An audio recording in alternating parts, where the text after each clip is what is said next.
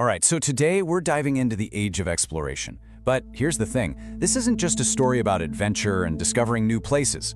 It's really about a massive, world-altering collision. And yeah, I'm talking about ships colliding, sure, but way more importantly, it's a collision of cultures, of ideas, and of totally different ways of seeing the world.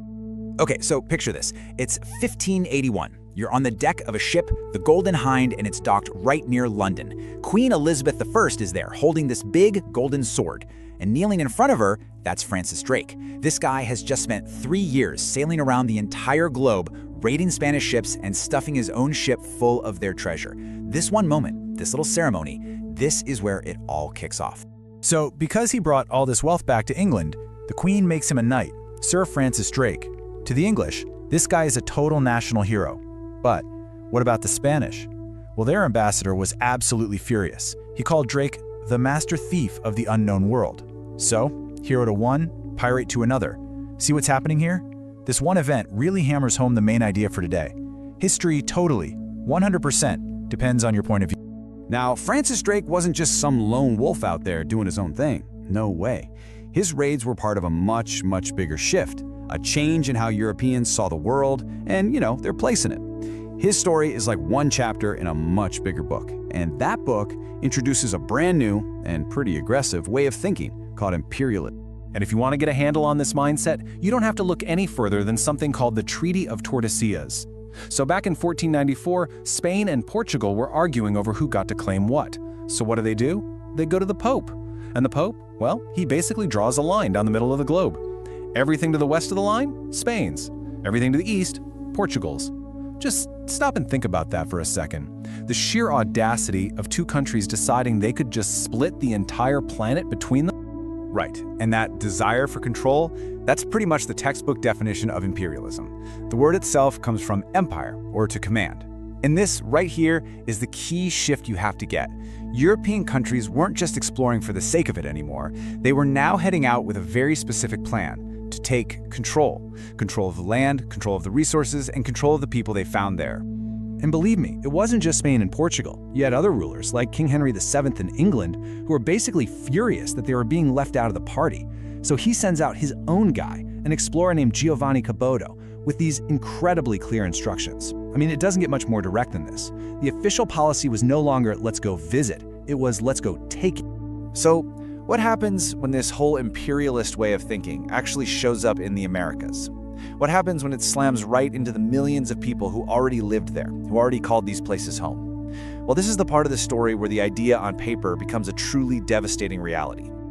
Okay, this quote right here is from Christopher Columbus himself, and it tells you everything you need to know about the European mindset at the time. Right after he meets the indigenous Taino people, just listen to his first thoughts. He's not thinking about their culture or their society or what he could possibly learn from them. Nope, his mind immediately goes to how they would make good servants and how easy it would be to convert them. He's looking at them purely through the lens of how useful they could be to Europe.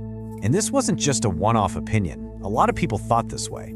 Decades later, you have the Spanish historian Sepúlveda, who actually argued that indigenous peoples needed to be conquered. Yeah, he claimed it was for their own good, that it was better for them to be ruled by so-called civilized nations so they could learn better morals and a more civilized way of life. This became a really common way to justify the whole brutal process of conquest. But, and this is a really important but, not every European saw it this way. This guy, Bartolomé de las Casas, was a Spanish missionary, and he saw the brutality up close, and it absolutely horrified him. He wrote about seeing Spanish soldiers just slaughter over 3,000 men, women, and children for no reason at all. His eyewitness accounts are so important because they give us that other side of the story. They prove that even back then, some people knew just how terribly unjust all of this was.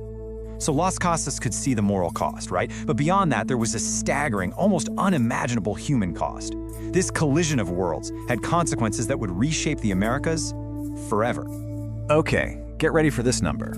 Historians and researchers estimate that in the decades after the Europeans arrived, something like 90 million indigenous people died. Just let that sink in for a minute. 90 million. And this wasn't all from war. The biggest killer, by far, was disease. Things like smallpox and measles that the Europeans brought over, diseases the native populations had zero immunity to. Let's try to put that number into perspective, because it's almost too big to grasp. By the year 1600, the population of the Americas had dropped by as much as 90%. 90. That's like imagining 9 out of every 10 people you know just disappearing. We're talking about entire civilizations, entire cultures being pushed right to the edge of extinction. And for the people who did manage to survive the waves of disease, millions were enslaved. This engraving here, from 1590, it shows people being forced to work in the silver mines in South America. They were, and I mean this literally, worked to death just to pull wealth out of the ground. Wealth that made countries like Spain the richest in all of Europe. Okay, so it's really easy to hear all this and think, wow, that's ancient history. But is it? The basic idea, powerful nations controlling the resources and the people of less powerful ones, that whole dynamic is still something people argue about a lot today. Some people argue that what we have now is a kind of economic imperialism. So the idea is, instead of sending armies and ships, wealthy countries use their money and economic power to get what they want. You see this argument pop up when people talk about manufacturing goods in developing countries, where workers might have really long hours, get paid very little, and work in pretty terrible conditions. You've probably heard the term sweatshops. Just take a look at these two images next to each other. On the left, you've got forced labor in a mine way back in 1590. On the right, a modern ad protesting sweatshop labor. Yeah, the context is totally different. We're talking about a 400-year gap here, but that core issue of exploiting people for economic gain, it feels eerily similar, doesn't it? And really, this is why we study history. It's to spot these kinds of patterns and to ask ourselves, what, if anything, has actually changed? And that brings us right back to where we started. Back to Francis Drake. Was he a hero or a thief? Was Columbus a brave explorer or a brutal colonizer? The truth is, the answer you get really depends on who's telling the story. And that leaves us with one last, super important question I want you to think about. If history is a story, who gets to write it? I want you to picture a scene with me. It's 1581. We're at the Royal Docks, just downriver from London. Okay. And there's this ship docked there, the Golden Hind. Yeah. And honestly, if you were looking at it, you wouldn't be impressed. It's a wreck. It looks like it's been through it. Totally. Yeah. The sails are all patched up with whatever scraps they could find. The hull is just caked in barnacles. It looks like it's been, I don't know, through a washing machine full of rocks. Which, I mean, is a pretty fair assessment considering it had just spent 3 years literally circling the globe. Right. That was basically a suicide mission back then. Most ships that tried to circumnavigate the world in the 16th century, they didn't come back. But this one did. Yeah. And on the deck, you've got the captain, Francis Drake. He's in his late 30s. He looks gritty, exhausted, and then the crowd just parts. And in walks the Queen. Queen Elizabeth I. Yeah. She steps onto this rotting deck, and she is dripping in pearls, bright red hair, the whole 9 yards, the image of imperial power. She takes out a golden sword, tells Drake to kneel, and the entire dock just holds its breath. Because, strictly speaking, she really shouldn't be knighting him. No. She should probably be arresting him. Exactly. If she were following international law, absolutely.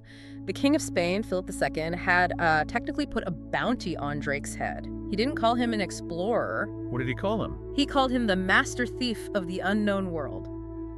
Because that battered ship, it wasn't just full of tired sailors, was it? It was ballasted with tons of Spanish gold and silver. Stolen gold and silver, yeah, taken directly from Spanish galleons right off the coast of South America. Right. But Elizabeth doesn't arrest him. She taps him on the shoulder.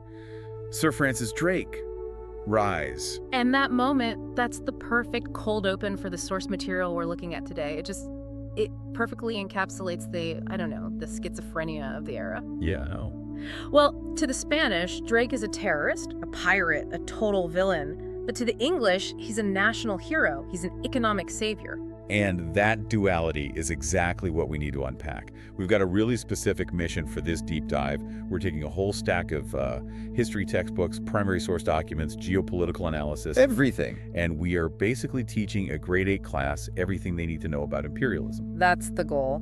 And we're not just memorizing dates here. We want to look at how European exploration shifted, how it became this quest for total power. We need to get into the geopolitics, the psychology of the Europeans, and of course the catastrophic impact on the indigenous peoples of the Americas. Basically, we're asking the big question. How does a moment of discovery for one group of people become, well, the apocalypse for another? Exactly. Okay, so let's start with the map, because before you can even have a Francis Drake robbing ships, you have to understand the rules of the game.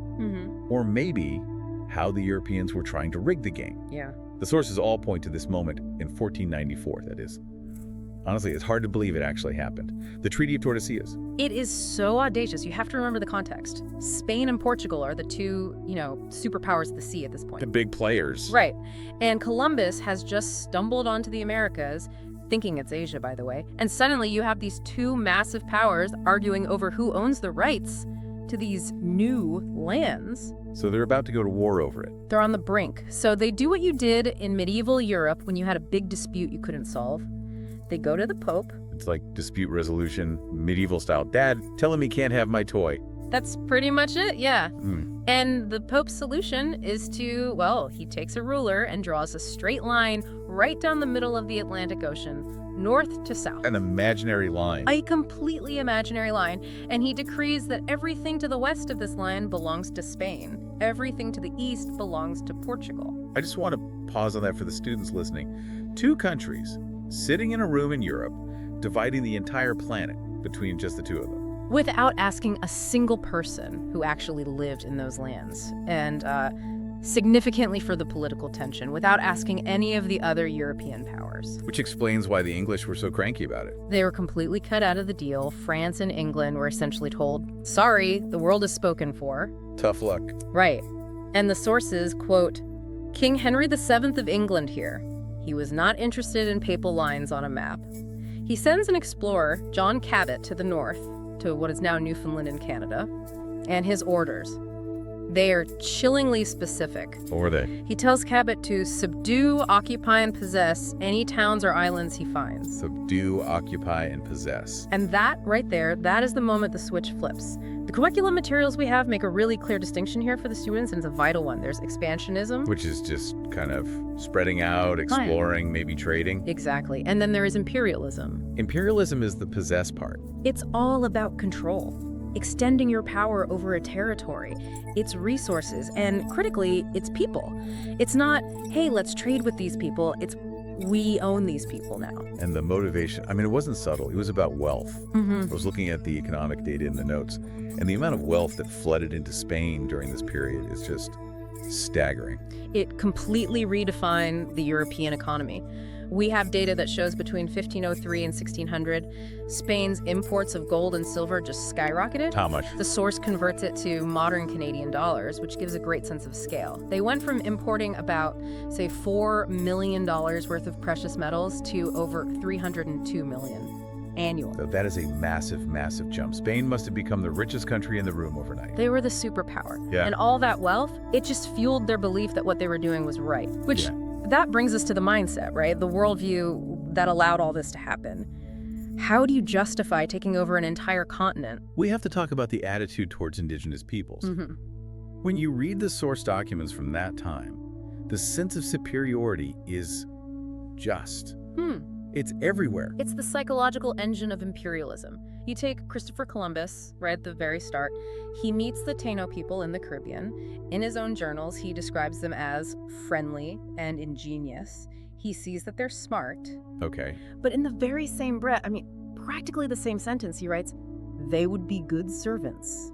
So he sees that they're clever, and his immediate thought is, I can make them work for me. It's entirely utilitarian. He doesn't see a peer, he sees a resource. He also noted they seem to have no religion, so they would readily become Christians. It's this deep assumption that the European way is the only way.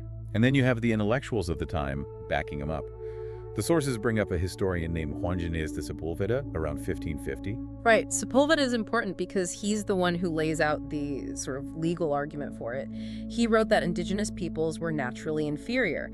He actually argued they required ruling by civilized princes so they could learn better morals. So in their minds, they weren't just conquering, they were saving people. That was absolutely the narrative they told themselves. It's a very paternalistic view. Right. We know what's best for you, so we have the right to rule you.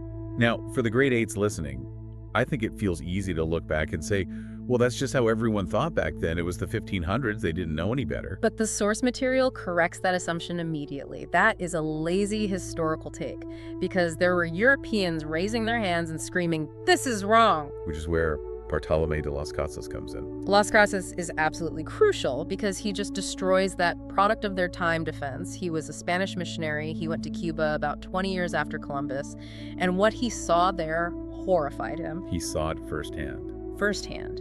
He witnessed the atrocities. He wrote about the Spanish putting 3,000 souls to the sword for absolutely no reason, men, women, and children. And he didn't just write about it in a diary somewhere. He took action, right? He went straight to the top. He petitioned King Charles V of Spain, and surprisingly, it actually worked, at least for a little while.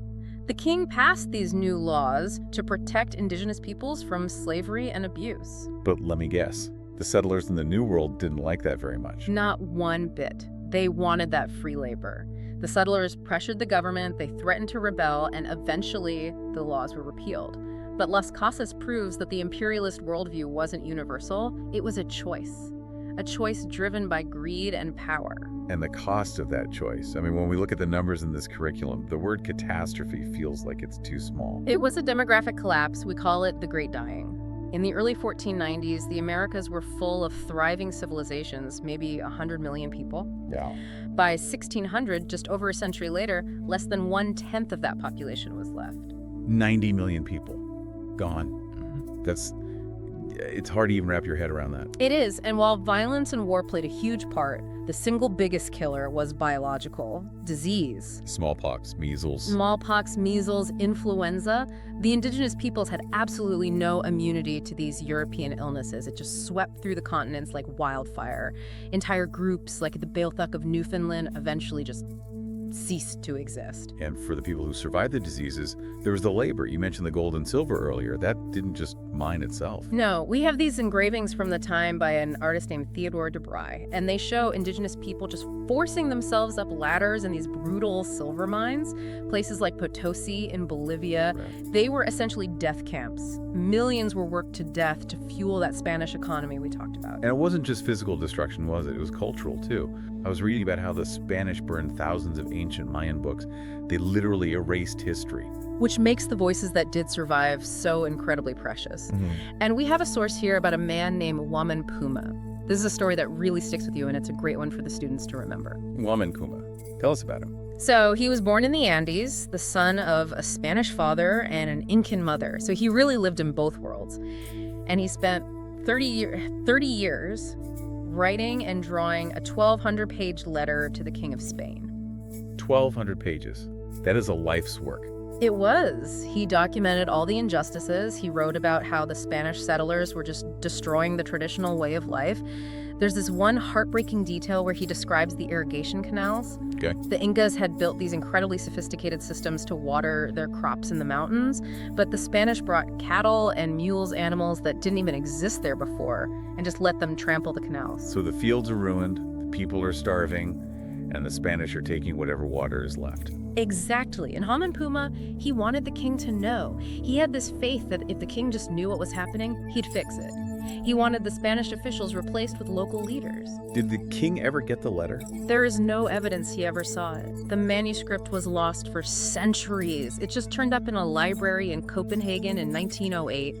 His voice was silenced for hundreds of years. That's just tragic. But it really highlights the disconnect, doesn't it? You have Waman Puma writing about starvation and ruined canals, and meanwhile, back in Europe, what's happening? A surge of confidence, a surge of national identity. All that wealth pouring in from the Americas completely changed Europe. It wasn't just about being rich, it was about being proud. And this is where we see the birth of patriotism, right? In the modern sense, yeah. Let's go back to England for a second. They defeated the Spanish Armada. They have explorers like Drake bringing home all this treasure. There's a famous portrait of Queen Elizabeth I painted around this time. The one where she's standing near a globe? That's the one. She has her hand resting on the globe, and her fingers are specifically resting almost possessively over North America. It's a visual statement. This is ours. We are a global power. And it wasn't just in paintings. It was pop culture, too. Shakespeare. Shakespeare is a prime example. He was writing his great history plays right in the middle of this era. In Richard II, he has this famous speech describing England. He calls it This royal throne of kings, this other Eden, this precious stone set in the Silver Sea. This precious stone. It sounds so beautiful, but when you put it in context. The context is everything. That pride, that sense of England being this blessed plot, it was directly funded by the empire. The confidence to call yourself the center of the world, well, that usually comes from the resources you've taken from the edge of the world. It's a feedback loop. It's a total feedback loop. Plunder leads to wealth, wealth leads to pride, and that pride justifies more plunder.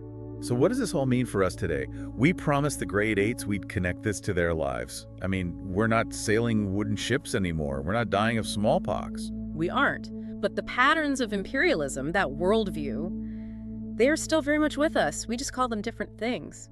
Let's look at your clothes. My clothes. Yeah. Check the label. Where were they made? Probably not here. Okay, let's unpack this. We're talking about this sweatshop comparison from the sources. This is what many historians and sociologists call economic imperialism. You know, in the Renaissance, Spain and England took resources by force. Today, wealthy nations rely on labor in developing countries to manufacture goods very cheaply. The source material draws a pretty straight line there. You have people working, 14-hour shifts, sometimes in terrible conditions, for very little pay, all so that consumers in wealthy countries can buy cheap t-shirts. It creates a really similar dynamic. One part of the world provides the labor and the resources, the other part of the world gets the wealth and the final product. It raises that question, are we still the empire, just with a different economic model? That is a tough question. Yeah. But here's where it gets really sci-fi. The sources mention terraforming. Yes. This is a fascinating modern parallel that usually gets the students debating. So for anyone listening, terraforming is the idea of changing another planet like Mars to make it livable for humans. Yeah. Pumping nitrogen into the atmosphere, melting the ice caps, basically creating Earth 2.0. And the debate around this is almost identical to the debate around colonizing the Americas. How so? Well, just look at the arguments. On one side, you have the expansionist argument, which says, we need to do this. We need to save the human race. Earth might not last forever. We have a right to expand to survive. Sounds a lot like the gold, glory, and God motivations of the Spanish. Yeah. We need this wealth to survive and be powerful. Exactly. But then you look at the counter-argument. The argument against terraforming says, what if there's already life on Mars, even if it's just microbes? Do we have the right to destroy an entire alien ecosystem just to suit our needs? Are we conquerors? Right. Are we conquerors of nature, or do we have a responsibility to respect what is already there? It is the Las Casas argument all over again. Really is. It's the question of entitlement. Just because we can go there and change it, should we? That is the core ethical question of imperialism, whether you're talking about the 1500s in Peru or the 2050s on Mars. It really shows that history isn't just about dates and dead kings. It's about human behavior. And we tend to repeat ourselves. We do, and that's why we study it, to try and recognize the pattern. So let's wrap this up for the class. If we look at the big picture of this whole deep dive, what are the main takeaways? I think the big one is that the Renaissance wasn't just a time of pretty art and scientific breakthroughs. It was an era of incredibly aggressive expansion. It's what made the world global for the first time, but that globalization was violent. It created heroes for Europe, like Drake and Queen Elizabeth, but absolute villains for the Americas. And it established a worldview of superiority that was used to justify taking land and resources, a worldview that devastated indigenous populations through disease and slavery. As Shakespeare wrote in The Tempest, the Europeans thought they had found a brave new world. But for the people already living there, it was often the end of their world. Right. The source material mentions something interesting towards the end. It notes that as late as 2006, the United Nations was still working on a Declaration of Rights for Indigenous peoples. Which just shows that the wounds from this era are not healed. This isn't ancient history, it's current events. The legacy of that line in the ocean is still very much with us. And that leads us to our final thought for you to chew on. If history repeats itself, and if we're constantly looking at new frontiers, whether that's deep space or deep sea mining or the global economy, we have to ask ourselves, what new world are we rushing into today? And maybe more importantly, who is paying the price for our discoveries this time? Something to think about. Thanks for listening to this deep dive. See you next time.